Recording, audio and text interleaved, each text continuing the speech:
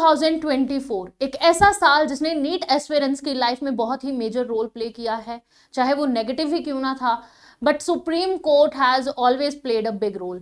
Supreme court ने पहले भी जो एनटीए स्कैम हुआ, पेपर लीक हुआ, उसके लिए हमें डिसीजन दिया, and once again supreme court has given a big decision. एक बहुत बड़ा ही डिसीजन पास किया गया है सुप्रीम कोर्ट द्वारा, एंड उसके रिलेटेड जो भी न्यूज है, अपडेट है, वो मैं लेके आई हूँ आपके लिए। सो सुप्रीम कोर्ट ने बेसिकली एक डिसीजन पास किया है जिसमें एनआरआई कोटा, जो मेडिकल कॉलेजेस में एमबीबीएस के लिए एनआरआई कोटा था, उसको रद्द करने की बात की गई है, क्योंकि बहुत सारी स्टेट्स ऐसी थी जिसमें ये एनआरआई कोटा के तहत बहुत ही इलीगल तरीके से जो बच्चे एनआरआई नहीं भी हैं बट उनके कुछ फैमिलियर टाइज हैं एनआरआई के साथ, उनको भी एडमिशन मिल रहा था।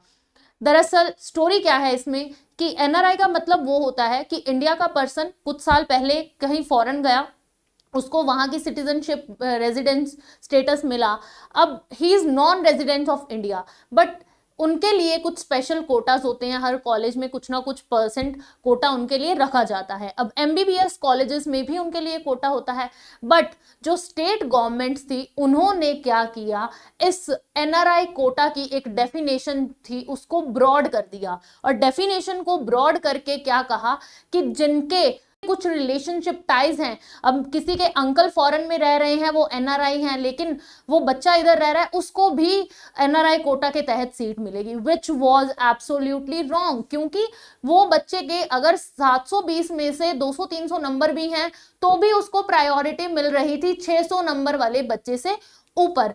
तो ऐसे कुछ केसेस सामने आए, इसके लिए बोला गया कि ये जो एनआरआई कोटा है इसका मिसयूज हो रहा है, क्योंकि वो बच्चा एनआरआई नहीं है बट स्टिल क्योंकि उसके कुछ टाइज हैं, उसके कुछ रिलेटिव्स फॉरेन में रह रहे हैं, तो उसको बेनिफिट इधर मिल रहा है।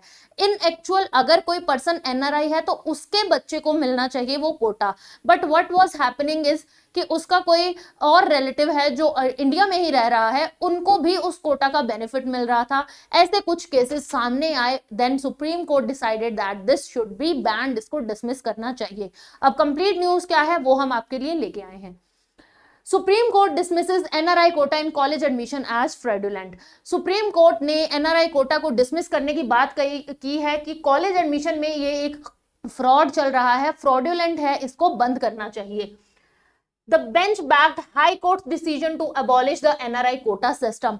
High court, Punjab Haryana high court ने ये एक डिसीजन लिया कि एनआरआई कोटा जो है, उनके सामने केस आया कि एनआरआई कोटा का गलत इस्तेमाल हो रहा है, उन्होंने सुप्रीम कोर्ट में इसको प्रेजेंट किया, एंड सुप्रीम कोर्ट के जो जजेस थे उन्होंने इसको बैक किया, यानी कि उन्होंने भी इसको सपोर्ट किया। Calling it fraud that undermines the integrity of education system. इसको बोला गया कि ये हमारे जो एजुकेशन सिस्टम है उसकी इंटीग्रिटी को खराब कर रहा है, वैल्यू कम कर रहा है हमारे एजुकेशन सिस्टम की। Favouring less qualified candidates based on familial ties. Less qualified candidates जिनके मार्क्स कम भी हैं उनको भी एमबीबीएस कॉलेजेस में सीट मिल रही है based on their familial ties, कि उनके कुछ रिलेशनशिप्स हैं, बाहर उनके रिलेटिव्स रहते हैं फॉरेन में, उस बेसिस पे उनको एनआरआई कोटा के तहत सीट मिल रही है, बट जो हाईली क्वालिफाइड बच्चे हैं उनको सीट नहीं मिल पा रही है। This was the point. अब हर चैनल पे, हर न्यूज़पेपर पे ये चीज जो है वो सर्कुलेट हो रही है, it's become a big news because इसका असर जो है वो नीट एस्पिरेंट्स पे होने वाला है। तो मेन पॉइंटर्स क्या हैं इस न्यूज के? Supreme court declared non resident Indian NRI quota system in college admission to be fraudulent. Supreme court ने इसको फ्रॉडुलेंट बोला। Dismissing the Punjab government's appeal against High Court ruling that rejected the amendment rules for admission to MBBS courses. अब जो Punjab government ने इसकी definition को broad किया था, जब हाई कोर्ट ने पंजाब गवर्नमेंट को बोला कि ये जो डेफिनेशन आप दे रहे हो एनआरआई कोटा के तहत उसका मिसयूज होगा, बट इस चीज को नहीं अप्लाई किया गया, तो हाई कोर्ट की बात जो थी वो सुप्रीम कोर्ट में रखी गई।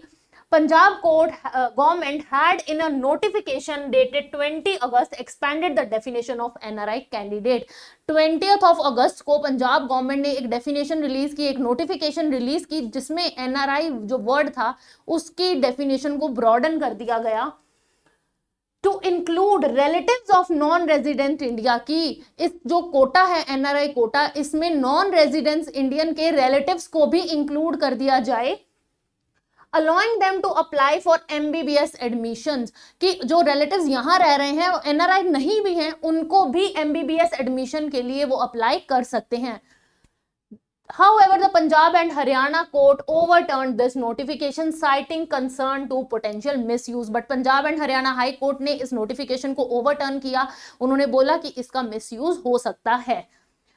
During the Supreme Court proceeding, Supreme Court में proceeding हुई तो जो पंजाब गवर्नमेंट के काउंसिल थे उन्होंने आर्ग्यू किया कि हिमाचल प्रदेश और उत्तर प्रदेश में भी ऐसी ही डेफिनेशन दी गई है एनआरआई कोटा के अंदर, उसको ब्रॉडन डेफिनेशन दी गई है कि वही रिलेटिव्स को इंक्लूड किया जाए.